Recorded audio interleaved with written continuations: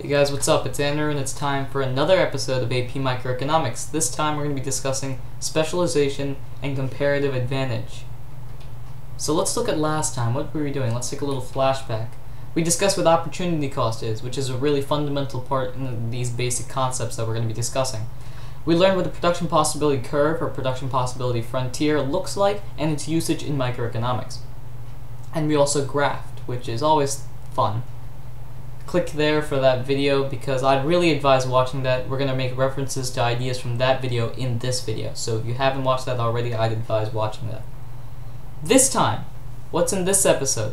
We're going to learn about trading, not stock market trading, but actual giving a good for another good type of trading. We're also going to be learning about specialization and learning about the two types of advantages, not tennis, but actual advantages. And we're going to graph some more. And despite your disappointment, the fact that we're graphing, I'm the one doing the graph, so I should be the one worrying a little bit more. Let's get started. What if? Let's do a what if scenario, because it's always fun to start off a lesson with a question, in my opinion. Think about your favorite athlete. They could play tennis, football, rugby, or they could be the guy down the street that just happens to play for your high school football team. Think about your favorite actor. They could be anyone from the most famous guy in the world to somebody who's done all of one film and it was a bad film at that.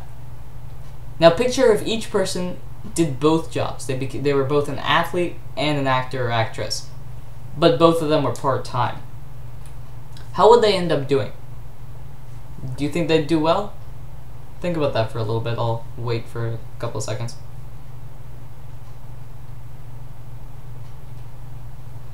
Alright, well, chances are they're probably not going to be as good in the job that they're originally in. Tom Brady is probably not exactly the best actor, despite what Patriots fans may think. And just like that, if you take an actor or actress like Morgan Freeman, I don't think he's going to be an all-star football player.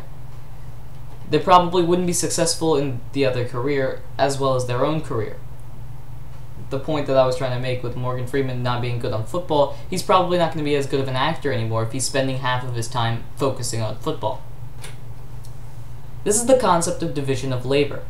When people develop expertise in the task that they focus on. Morgan Freeman's a good actor because he focuses on acting. Tom Brady's a good quarterback because he focuses on quarterbacking, which I think is a new word now. If you're good at one thing and your friend is good in another thing, you shouldn't split the two tasks evenly, but focus on what you do best. I remember I was looking at a microeconomics question when I was studying for the AP exam, and I was looking, and I believe it was either question or my teacher gave the scenario or something, but where it was your friend and you had to prepare for like a party.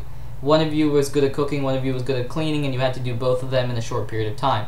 Rather than splitting them evenly between the two of you, you should have focused on the thing that you did best, and that person should have done the thing that they did best. That way they would have got the things done quicker rather than splitting it apart, which wouldn't have been as well quality or time-wise. So let's look at advantages. And for any tennis fans out there, you understand the advantage joke up there. Absolute advantage is when a country can produce a good using fewer resources per output than a compared country.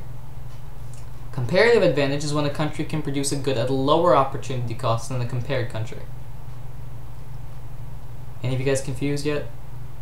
Yes, sir, you have a question? An example? Alright, well, luckily for you, I just happen to have an example made on the next slide. This totally wasn't a setup or anything.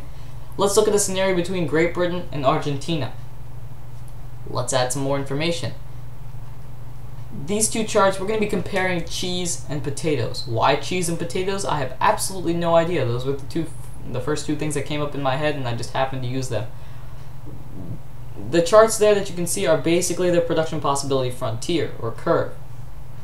Great Britain can produce at maximum 400 cheese, and Great Britain can produce at maximum 400 potatoes if they produce all of their resources onto that. Now, I know this doesn't make sense that a country as rich as Great Britain can produce only 400 cheese, but we're going to use this as a hypothetical situation. You can read the same information for Argentina. 300 cheese is their max, 150 potatoes is their maximum. Now that graph is going to be placed down there from this moment on.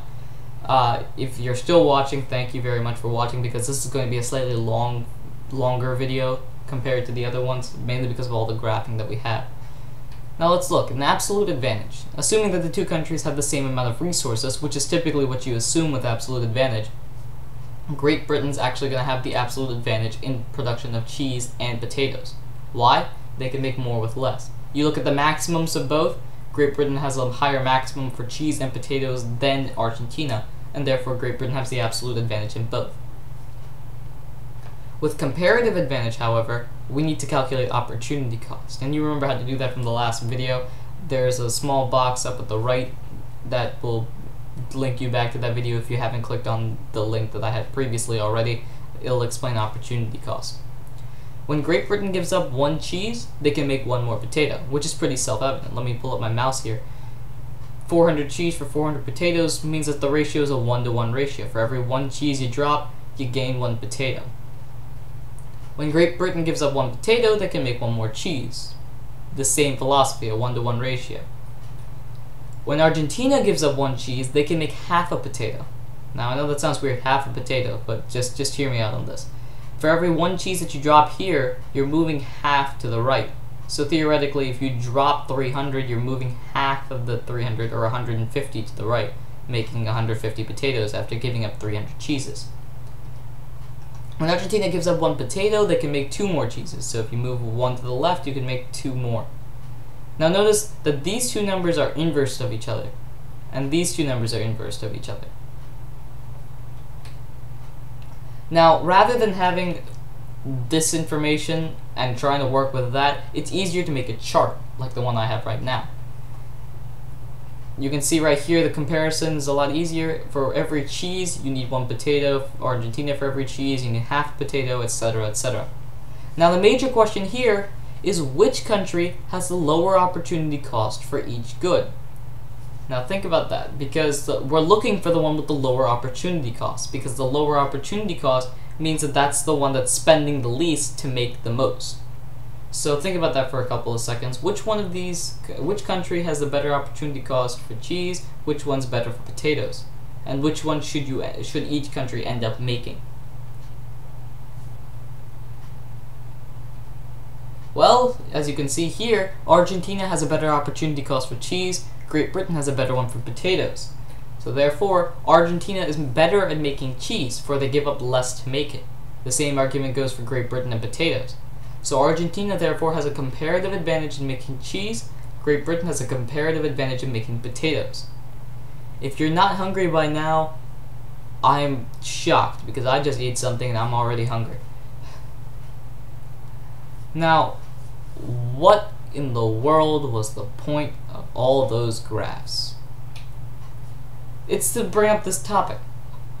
If the two countries went solo on this, they didn't talk to each other about cheese and potatoes, and they produce on their own resources. Assuming they split the resources evenly, would be how much production they would have. Great Britain would make 200 of each cheese and potatoes, Argentina 150 and 75 respectively. However, if they traded and used the 60 cheese to 40 potato conversion, I guess you could say, this is how much they would have. If you notice, all of those values are actually greater. Great Britain now has more cheese and potatoes, Argentina has more cheese and potatoes. Because the reasoning behind this is that Great Britain would produce 300 potatoes, 100 cheese, while Argentina produces only cheese, because they have a better advantage in that. They have comparative advantage in that. Then by using this trading formula, I guess you could say, 60 cheese for 40 potatoes, which is basically the conversion rate at this point, Argentina would give up 60 cheese to gain 40 potatoes. They do this twice, so 120 for 80, and you actually have a number that's larger. You've got both countries having more of the product than what they would have originally had they gone on their own. So the lesson of the day today, what's that lesson? Trading is a good thing for countries, which is why nearly every country does it. And if trading is done correctly, then both countries can be better off in this scenario. That's the idea of comparative advantage, absolute advantages, and that's why people actually have division of labor. It's not just people, it's countries as well. Alright guys, after that long video, we're actually done. Thanks for watching and learning something new about economics. Leave a comment in the section below for another video, good things about the video, or anything you want to share about. Subscribe and or like with the button below as well, and I hope to see you next time on economics.